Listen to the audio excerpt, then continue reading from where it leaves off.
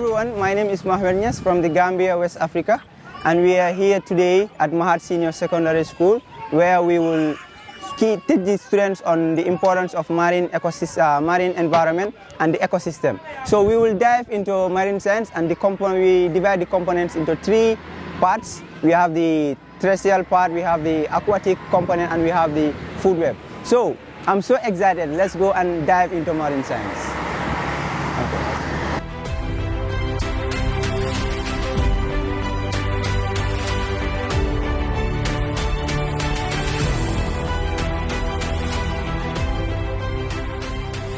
Hello everyone, my name is Mahaad and I'm the Assistant Field and Lab Technician at the Great Institute.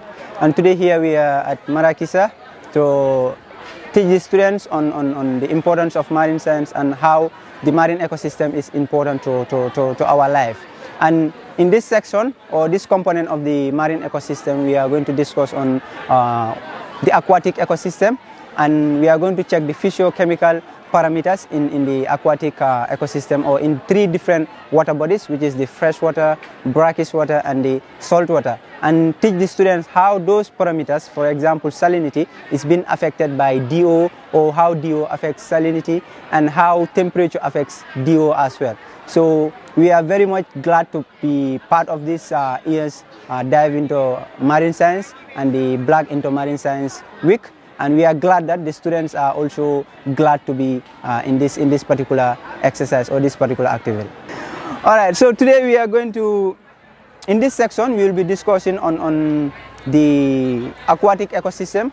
And when we say the aquatic ecosystem, is the component of the marine ecosystem that shows you how the water bodies interact, or how the organism in the water bodies interact with the water itself or its environment.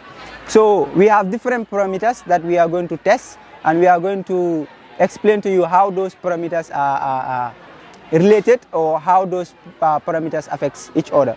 So we have different parameters here, and here they are. We have this one called the pH meter.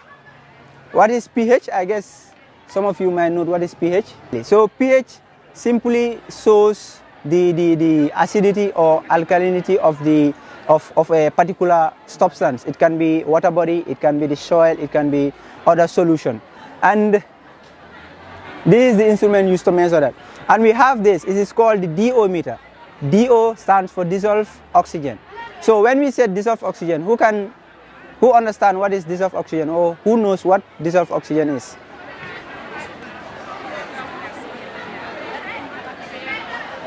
Oxygen that interact with water. Good. Another one. Just separate it. The word dissolve oxygen. Dissolve oxygen. You say? It's the oxygen that dissolves in water. Oxygen that dissolves in water. In which the fish they take in dissolved oxygen. They cannot take the normal oxygen that we are taking. They take in dissolved oxygen. Exactly.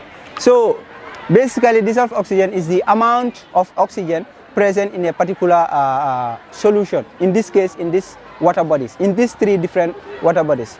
So as he rightly mentioned, the fish cannot take the oxygen we are taking in the air, so they need oxygen that is dissolved in the water body, so that they will use that for their breathing and survival. So this is used to measure that. It shows you how much oxygen is in these three different water bodies. And we have the refractometer here, and the same, this is also a refractometer. This is the manual one, and this is the digital refractometer. So what is refractometer, or what is the importance of the uses of this refractometer? All right, so let me put it this way. First of all, do you know what is salinity? Salinity. Salinity. Yes. Exactly, that's salinity, the amount of salt present in a particular substance. In this case, it can be the amount of salt present in these three different water bodies. So this is called the refractometer.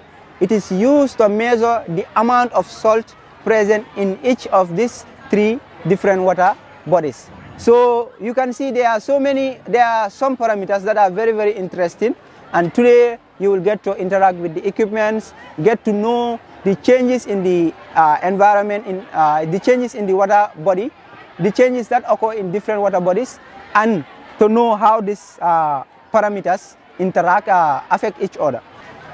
Physically, you can determine whether this is an ocean or this is a river. So, what is that characteristics? The salinity, exactly. The salinity differentiates. For instance, we have these water bodies, but right now you don't know which one is ocean because you are not seeing the marine organism, as you explained. You are not seeing the size because they are of different amount. So what can tell you this is ocean water, this is river water or fresh water, is the salinity level. And the average salinity of the ocean is 35. The average salinity of the ocean is 35. So after testing, you are going to tell me which of this one is an ocean water, which one is fresh water, and there is a one which is the mixture of both fresh and ocean, and it is called the brackish water. In this case, the instrument you are using, it is calibrated in parts per thousand.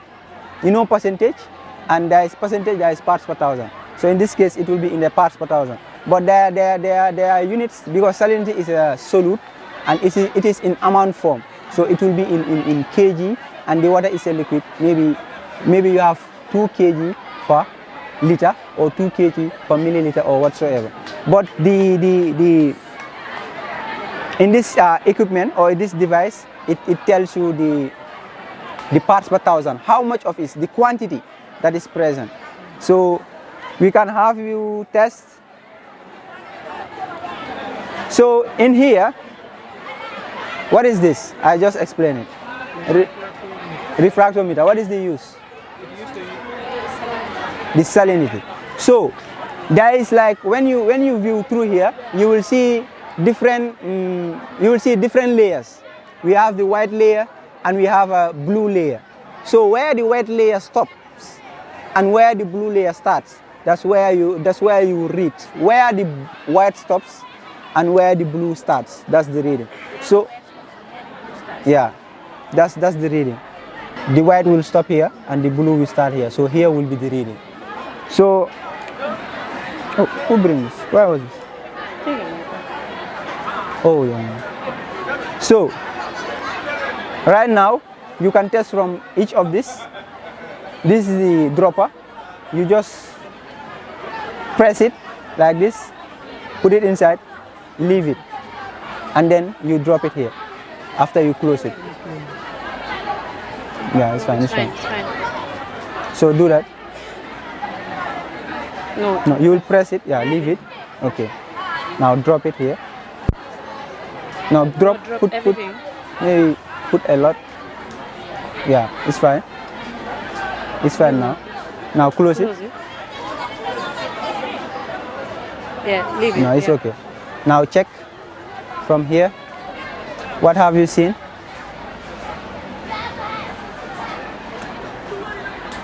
Where the white stops Mm-hmm. and where the blue starts. Mm-hmm. I have On your right. this 35. 35. Okay, right 35. Mm-hmm. Hmm?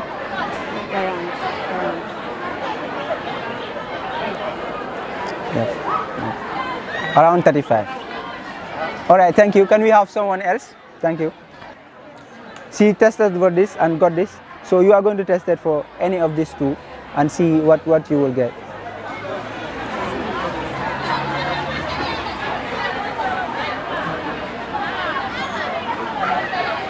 It's okay. Try to make it like this so that it will not fall the water. Okay. Now close it. Close it. Okay. No, I have a wiper.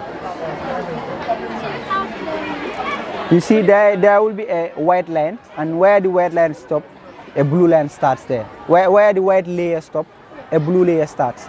So the point where the blue layer starts, that's the point you will read on your right.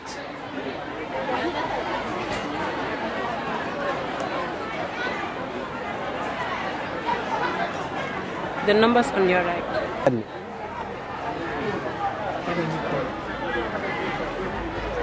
It's 20. 20. Yeah, let me check. It's below 20. Check properly. Then tell me, it's below 20, it's true. Then how much? Estimate? 15, exactly. You get it, 15. So thank you so much. Thank you. Right, 15. Yeah. Can we have another volunteer? Newton, come. Newton, right? Okay, it's fine. Drop it. Yeah. It's okay. Then close it.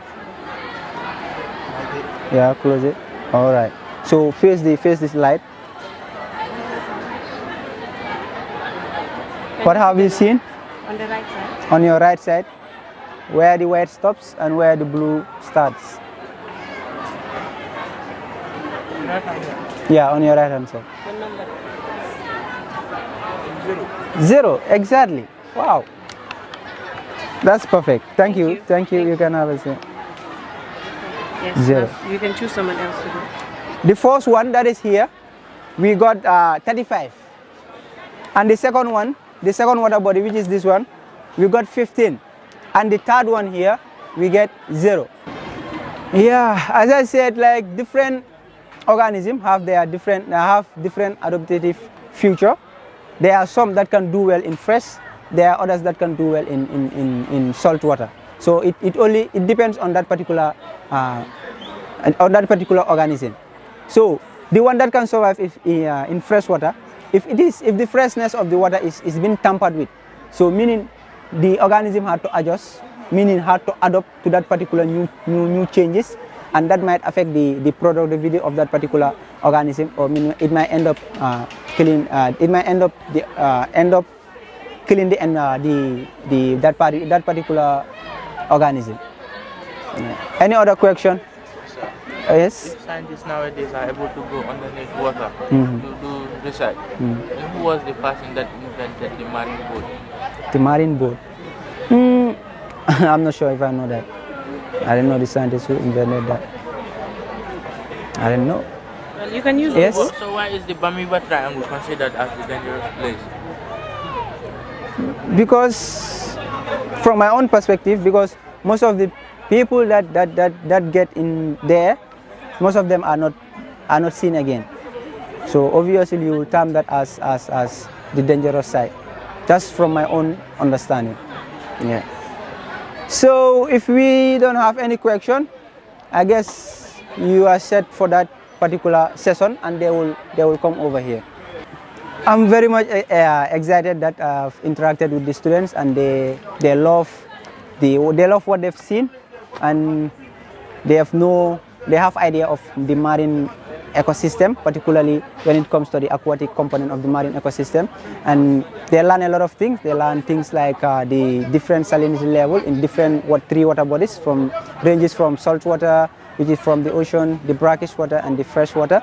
And they've also get to interact with the equipment like the dissolved oxygen meter to know the amount of oxygen dissolved in each of these three different water bodies. And they also tested the pH, and they know how pH or how temperature affects dissolved oxygen, and how salinity also affects dissolved oxygen.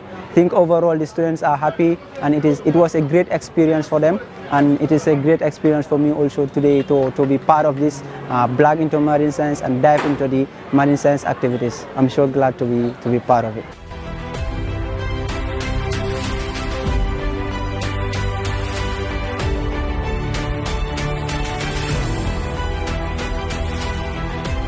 Hi everyone, my name is Adeshino Davis. I'm a graduate in agricultural science. I work at the Great Institute as the field and lab technician. Today we are here in Mahaad today to celebrate the Black in Marine Science Week. I'll be teaching the students about the terrestrial component of marine science. So they are going to learn the physical components of the different parameters and how these parameters affect human health and ocean health. Welcome to Mahaad School. So today I'll be teaching you guys the different components of the terrestrial and how these parameters affect the human health and ocean health.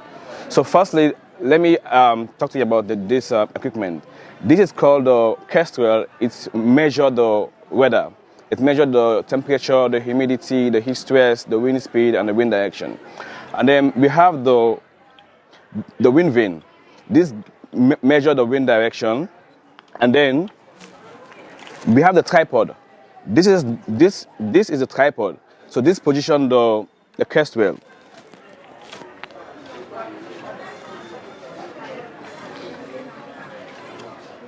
So that's it. So we have two different Kestrel, and they both work the same. They both give us the same reading.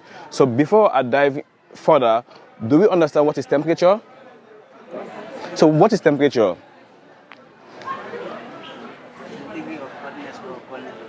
Perfect.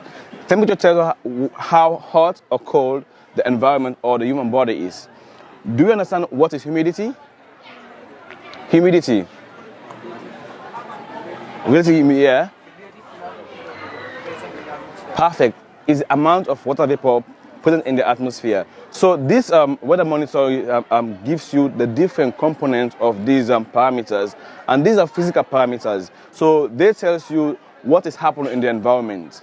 So firstly, let me on the Kestrel. So we have two different Kestrel here.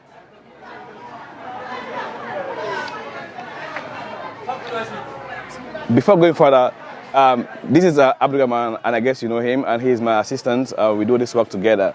So this is the Kestrel. So now this Kestrel measures the temperature of the environment. It measures the humidity, the wind speed, the wind direction. It measures the wind chill and the air pressure, and also the altitude. And also it measures also the heat stress and the dew point. It's the amount. That's the key word, the amount. So when you are doing a calculation, you measure the amount of something in what? Yeah, in what? No, when, let's say for example, if I want to calculate the amount of girls that are here, how do I measure it? Is it in degrees Celsius? Is it in percentage? Is it in... Perfect. So when you hear the word amount, it tells you is the amount of water vapor present in the atmosphere. So it measures in percentage. Yeah. So humidity measures the amount of water vapor present in the atmosphere. Good. And then we have the wind speed. What do you understand by the word wind speed? Wind speed. It's two words put together, wind and speed. Yes. Perfect. How fast the wind moves. What about wind direction? The direction at which the wind is moving, whether east, west, north, or south. These are the different components of the terrestrial parts, and these are components merged with marine science, because marine science is an interdisciplinary area which have different components, whether in law, whether in science, whether in business. These areas come together to form one body. It's a systematic body. So these components we are going to teach you about, it affects human health and ocean health. Because imagine now we are perspiring, which means we are not. The temperature is above 37 degrees. We don't feel okay, right? We have wind chill, we have temperature, we have wind speed, we have altitude, we have air pressure. So for instance now, when they said, what is altitude? What do you understand by the word altitude? Yes. Height. Yes, it's height, the height above or below sea level. Banjul is below sea level. Yes. Just speak your mind. No answer is wrong. You just say yes. It means like this, and then this pens will go down like this. So now, okay, thank you very much. Now, this is just a practical sort of. Now, this is altitude. So they say Banjul is below sea level. So this is sea and Banjul is below sea level. What does that mean? Yes, you? Meaning Banjul is below sea level. Here it means that Banjul is below the altitude. That is below sea level. Yes. All right. Perfect. Another answer? Can someone come here and then check the wind speed? Yes. Can I have you here? So I want you to help me with the wind speed. So I will not say it to you. You just have to help us and know What is the wind speed? What is the wind speed? You have to know the. This is the wind speed. Okay. Why? So it's measured in meters per second. Yeah. So the wind speed is 0.0, which means there is no wind blowing. The speed in which the wind is blowing is very low. So this is 0.05. So now we know that at this moment right now, the wind speed is 0.05. Understanding? 0.0, sorry. So now we move to temperature. Now, is this place hot or somehow cool? So now, what is the unknown body temperature? Unknown body temperature. What is the unknown body temperature? 37 degrees Celsius. So now, when it is above 37, we always feel uncomfortable because we see that we are sweating and we don't feel comfortable. So now, I just want someone to come here and help us show the temperature because we want to know the temperature that we have right now. Temperature. Yes, can we have another person? The temperature. It's 27.7 degrees Celsius. Okay, we have 27.7. So now, is this moderate, cool, or hot? Let me make you understand. It's 27.7 degrees Celsius. Yes. For our Gambian standard, it's cool. It's cool, yeah. Right? But for other people, it's warm. It's warm. Right? So that is why we see tourists when they come here, they'll be walking shirtless. So this showing to us that for us here, we feel that we are feeling cold, but for them, they are feeling hot. So now we know the temperature is 27.4 right now. So now this might differ from place to place. For instance, in Brikama here, we can have 27.7. When you go to Banjul, you can have a different figure. So we have to notice all those things. So now we have wind speed, we have air pressure. So now these two, they are somehow similar, but they are different. So the speed and the pressure are somehow, because when they say speed, it means how fast the wind is moving. And pressure is how the wind is on us. Exact on us. Yeah. So now, can someone help us here and show us the wind speed? No, air pressure. No, air pressure, air pressure. Can someone help me here with air pressure, please? Air pressure. Come on. 14 point. Don't be shy, 58, right? 5.8. 58. Yes. 14.58. Aline? Yes. It's So 14 what? 5.8. Say it loud. 14. Perfect. Yeah. Now we have our air pressure is 14.58. When we go to wind speed, we have 0.0. But now the air pressure we have 14.58. So you see the differences there. So from there we move to wind chill. Wind chill. Now, what is wind chill? It's two words put together. Wind and chill. What is wind chill? What is chill? You put this thing is chill. No, something is chill. It's chill. Okay, chill. Yeah. Like, chill means you enjoy something. When you open the fridge, I think when you chill means you enjoy something. Something that is Something that is cool. For instance, when you open the refrigerator, the air that touches us, how does the air feel? It feels somehow cool. So that is what we mean by chill. So the chill here is the air that is somehow that is not hot and it's not that much cold. So now when we wake up in the morning, early in the morning, we normally found places very well. We thought that it rains at night. but it didn't rain. It didn't rain. So that is what we mean by dewpoint. Dewpoint that we have in a particular place. So now, right now, we're having some dew here, but if we measure it, we have a figure. Can someone help us here? We have a figure. DP, where we have DP. Don't be shy. 16.4, yes. We have to learn perfect. We are just here to learn. Perfect. That's Now, the point. we have 16.2, the dew point.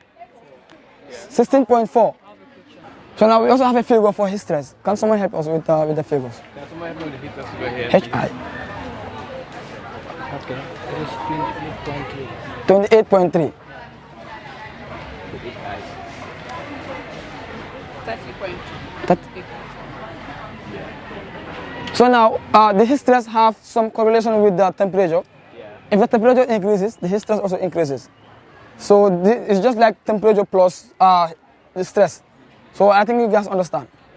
Yes. So now let me mention again about the correlation. Like for the humidity correlates with the temperature. As the temperature increases, the humidity decreases. And then it's measured in meter per second because it's two words put together, wind and speed. And speed is measured in meter per second. And then we have the temperature, as mentioned, how hot or cold the body of the environment is. And then the wind chill, humidity, heat stress, dewpoint, and direction.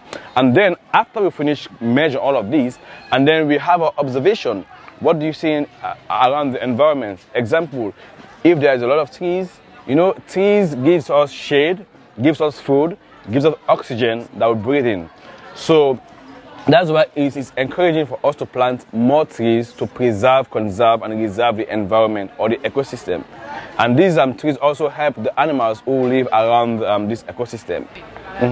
What is dewpoint? Okay, dewpoint has a relation with humidity, the amount of water vapor that is present. That's what is dewpoint. It might be cooler or hotter. So dewpoint is being related to temperature. It's the amount of water vapor present in the environment. So that's what is dewpoint. It's the same thing as humidity.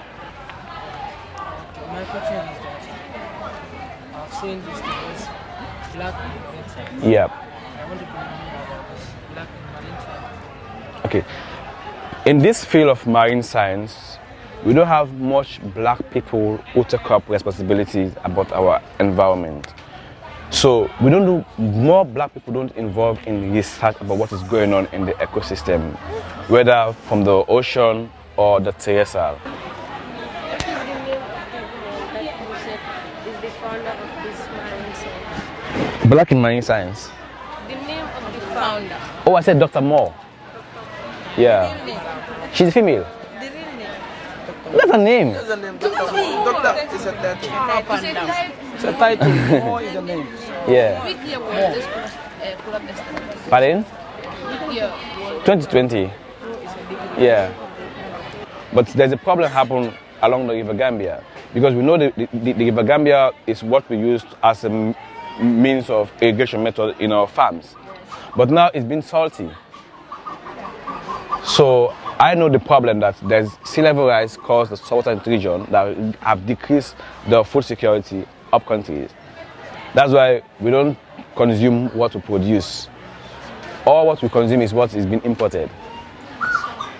So how can we solve the problem? So basically, what we do in the marine science field, we do education, we do outreach, and then we do research. So our research project, which we just finished, is doing mangrove restoration. There are 4 different mangrove species that we have in the Gambia. We have the Rhizopora, you have the Avicennia. Anyway, let me give you the English name: the red mangrove, the black, the button cotton, and the white mangrove. So these mangroves help to sequester. Pardon? Yeah. So these mangroves sequester carbon being stored in the atmosphere, and then also these mangroves serve as a breeding environment for the crabs, the fish, and other organisms. And then also these mangroves also reduce the amount of salt content in the water. So what we do is we do mangrove restoration by zonation, which means we plant the one that can take high salt. We plant them at the mouth of the river, which we call the estuary. Then we plant the other one, the red mangroves, and then the white and the bottom cotton. So as the saltwater digests into the River Gambia at some point, the salt content will reduce.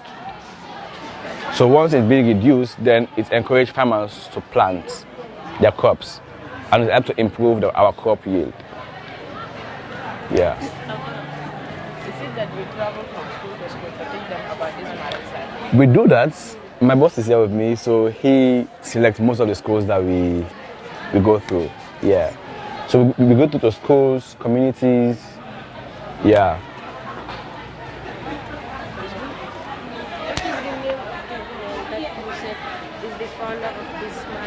Welcome again. It was a really an interesting session with the students as we taught them about the terrestrial component of the ecosystem, where we list the different physical parameters and how these parameters affect the biodiversity, and also the ocean. We list the different parameters, which are the temperature, the wind speed, the heat stress, the dew point, and the wind direction.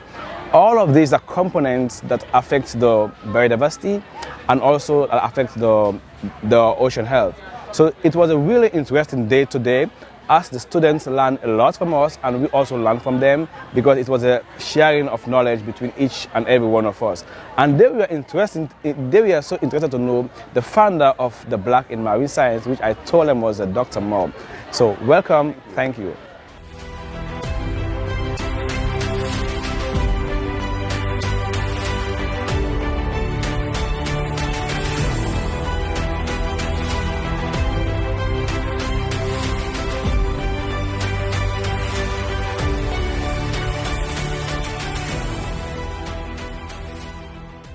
Hi, I'm Jase. I work at the Grace Institute as the program officer. I'm here at Mahaad Secondary School with the students. We are here to discuss about diving into marine science. So we are here to discuss with the students about the food pyramid and their trophic levels. So dive in with us. I'm Jase. We are here to talk about marine organisms and the ocean. So can someone help us what a food chain is? Food chain. Yes, that's correct. Anyone else? Okay, how about food web? What is a food web? So yes, food web is a more feeding relationship between more than one food chain. So what do you think this is? From the definition you have given from food chain and food web, what do you think this resembles? What idea does it give you? A food chain? No. No. Yes, it's a food pyramid. So we have marine organisms here. Some of them are primary producers, some of them are primary consumers, secondary consumers, tertiary consumers, and top predators. So we're gonna go through the marine organisms, and I want two people to volunteer to arrange it for us, the food pyramid of this marine organism according to their trophic levels. I mean the name of this organism. Yes, a type of plant. But what type of plant? Flowering plant. Yes, it's a producer, but I want to know what kind of producer. The name of this organism. It's a seagrass. Seagrass. Do you know the marine organism of this? Microscopic organism. So I don't know if you guys are familiar with it. It's called copperpods. They are so tiny you can only see it through a microscope. How about this? Yes, shrimps. This is another type of fish. It's called red snapper. How about this? Yes, but the actual name is called conch. It's another type of shell. No, it's not snail.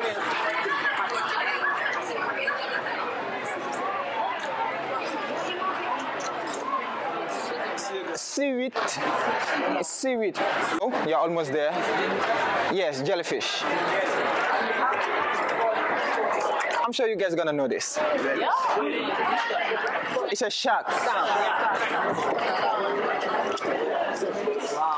Another type of fish. We all eat this. Let's say the people that eat fish. Barracuda. You to tell me. Yes, I know you got it from the name. You already saw the name. Okay, that's a good one. The last but not the least. Starfish. Yes, it's a starfish.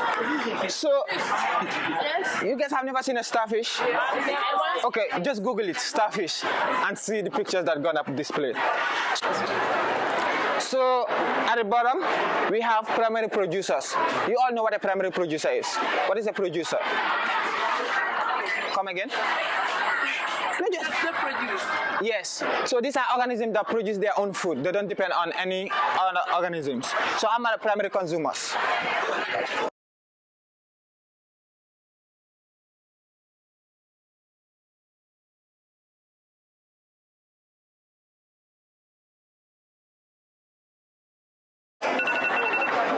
Ten more seconds. 9, 8, 7, 6, 5, 4, 3, 2, 1. Okay, you guys remove something from there. I don't know where it went to. Okay, so you said this thing belongs here, right? This one off. This one here. Okay. This one. Don't worry, you can guys, you ladies can have a seat. Book of a table. So, according to them, this is the correct arrangement according to their trophic levels. Does anyone object?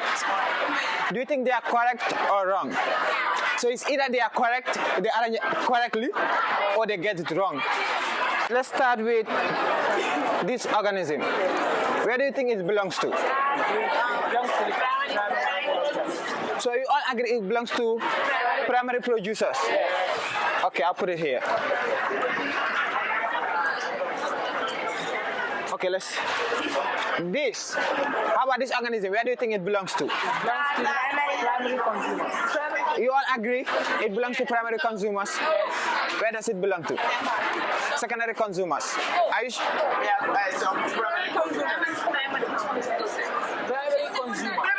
Okay, let's see. Why did you object? Okay. Jellyfish. Where do you think it belongs to? Which? You all agree? How about the three ladies at the back? Do you all agree it belongs to primary consumers? You all agree? Okay. Barracuda. Where do you think it belongs to? You all agree? You all...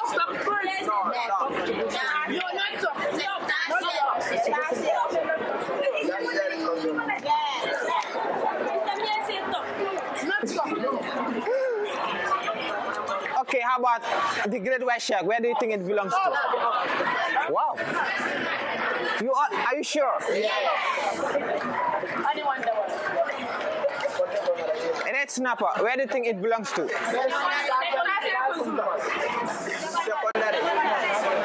This is tertiary consumers, this is secondary consumers.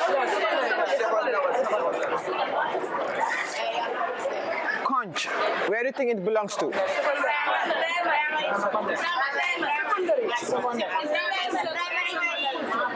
So some are saying primary consumers, some are saying secondary consumers. It's a primary consumer. Starfish, where do you think it belongs to?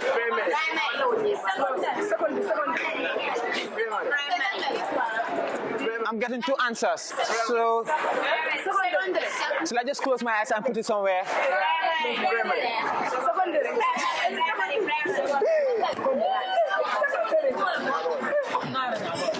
Seaweed. You all agree? Protozoa, where do you think it belongs to?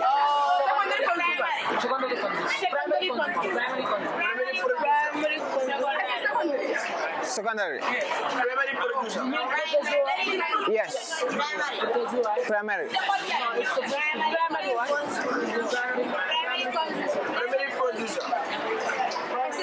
So it's between producer and consumer. It's a producer. Seagrass.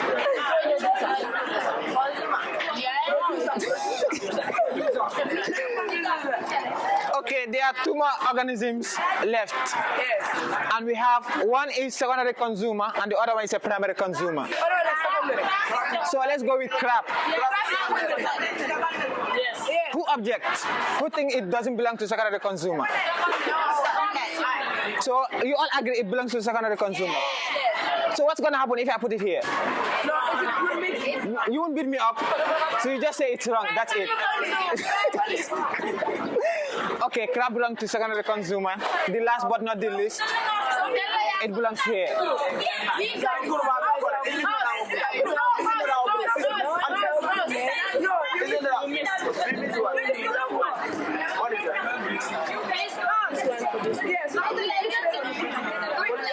So most of you were so close, but you didn't arrange according to how it was, according to their trophic levels. But you guys were almost close. Let's say 1 or 2 organisms. I think all the 3 groups were almost close, except the one that put the tertiary consumer here. But my friend got it. Yes, but yeah, that's the correct. So what do these secondary consumers? They mistakenly feed on plastic instead of jellyfish. How does it affect those organisms? And it comes back to us, and we are the people that litter the ocean with plastic, for example. Okay, let's hear from her. Yes. We also feed on. Do we feed on plastic directly or indirectly? How do we feed on the plastic indirectly? Yes, that's correct. So for example, let's say this red snapper or this crab, they feed on the plastic instead of the jellyfish. And we all know, some of us, I can say all, we all eat fish, red snapper or crab, for example in Ebe or in our local dish. So if we eat this, indirectly we are eating those plastic, we are consuming those plastic indirectly, even though we don't know it. But and microplastic is not good for your system. Like we should avoid. So one thing that you guys gonna learn is avoid polluting the ocean with any pollutant, because in return you guys can consume the same plastic or the same pollutant you guys pollute the ocean with. So try not to pollute the ocean. And we have bins in some of these beaches, so that like when you have, let's say when you go to the beach to enjoy the beach, every empty can you have or plastic, you can empty it inside a can. Don't just throw it away like on the shore or inside the ocean. If there is no more tertiary consumers in the food pyramid, it's going to affect the top predators because they depend on tertiary consumers. And because of there's no more tertiary consumers that feeds on secondary consumers, the amount of secondary consumers is going to increase. So this is going to increase, this is going to reduce. But I think this thing, it also feeds on secondary consumers. But yeah, in this concept, we are trying to, because we don't know which animals exactly fit on both tertiary and secondary. But we are assuming all the top predators, they depend on tertiary consumers. And tertiary consumers, they depend on secondary consumers. That's how the trophic level is. So, there's something that looks like a jellyfish, but it's a pollutant. What do you think it is? There's a pollutant that looks like jellyfish, and some marine organisms feed on that pollutant instead of jellyfish because they think that it's jellyfish, but it's not. But it's a pollutant. You know what a pollutant is? Yeah. Okay, do you know what a pollution is? Yeah. So what is a pollution? Anyone? You want to say something? Okay, what's a pollution? Yes, anything that affects the environment. It's a tertiary consumer. This is a primary consumer. You said it is a primary consumer. Yes. And you said it has impact and it has advantage and disadvantage on the water. Because these secondary consumers, they feed on primary consumers. So what if they want to feed on jellyfish? Because I want to relate it to the environment and how it pollutes the environment, how you pollute the environment. Let's say this. How jellyfish are surviving and how they are polluting. Like they don't pollute. It's us that pollute the ocean. Let's say we throw plastic inside the ocean, and these organisms, they feed on the plastic instead of the jellyfish because it's transparent. So it affects us as human beings because we litter the ocean and it comes back to us again. Any question? Okay, thank you so much. Okay, we are trying to run up. What is a porcupine fish? We may consume it as well. So it can affect the fish too, and it can affect us as well too. Yes, so let's try not to pollute we all go to the beach, we all love the beach. So when you go there, you can enjoy it. If you see any plastic, you know, you can dump it somewhere safe or inside a bin rather than just throw it anywhere on the ocean. So during our food pyramid, we learn about how the trophic levels are in the food pyramid, how from primary producers to top predators, how they are interrelated and how they depend on each other. So we discuss about how one trophic level is affected if they got extinct, and how we can try to avoid polluting the environment so that it doesn't get back to us in case, let's say, we pollute the ocean with plastic. And we learn about, because jellyfish have the same characteristics with jellyfish, plastic have the same characteristics with jellyfish, so we try to make them aware to be not to pollute the ocean, because let's say if we pollute the ocean with plastic, it can get back to us. Let's say the secondary consumers feed on the jellyfish, and let's say we feed on fish, for example. If we consume it, that means we are consuming plastic as well, the one that we already pollute in the ocean. So we discuss about how we can keep our ocean clean and how their relationship is regarding their trophic levels. Good day, my name is Alimo, a student from grade 11 science. I'm here to talk about what I learned today about marine science, and here it goes.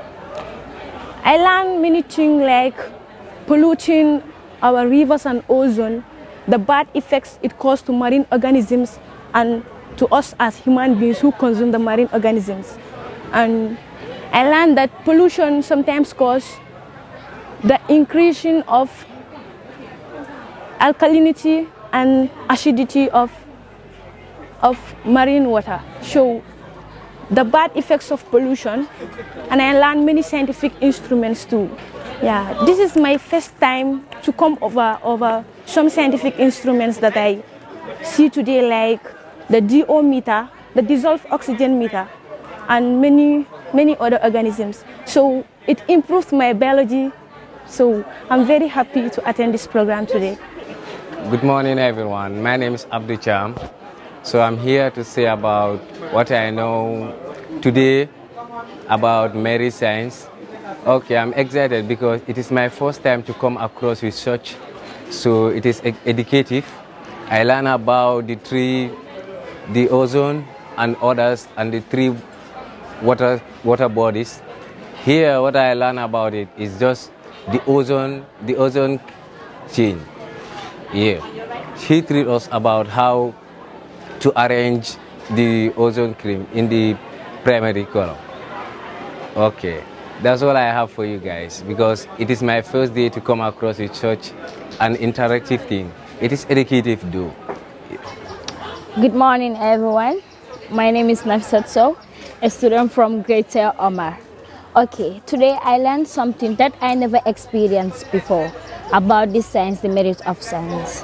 It gives me more knowledge. It encourages me about my life. It helps me to know our environment today, about our rainfall. It gives me more knowledge to appreciate on my future. It gives me more careers on my future. I just thank every one of you. Thank you so much for today. Come here and give me something that I never experienced before. Something I never know I will learn before. I know my careers, some careers in this place. Thank you all for your kind attention. Once again, I'm Nafisat in Greater Omar. That's all I have to say.